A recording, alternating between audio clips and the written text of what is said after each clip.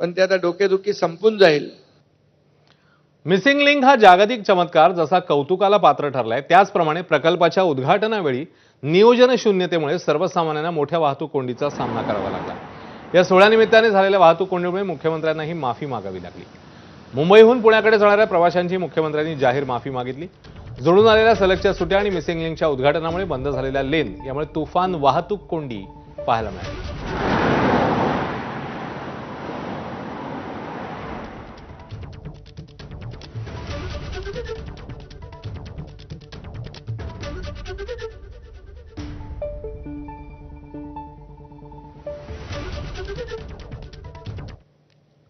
दरम्यान मुख्यमंत्र्यांनी नेमकं काय म्हटलं माफी मागताना आपण ते पाहूया.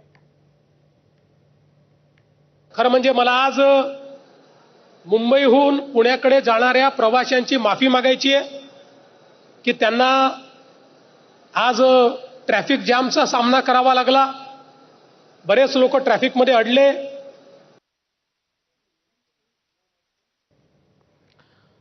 राष्ट्रवादीच्या खासदार सुप्रिया सुळे याही वाहतूक कोंडीमध्ये अडकलेल्या. मात्र याच घटनेचा धागा पकडत मुख्यमंत्र्यांनी जोरदार टोला लगावला.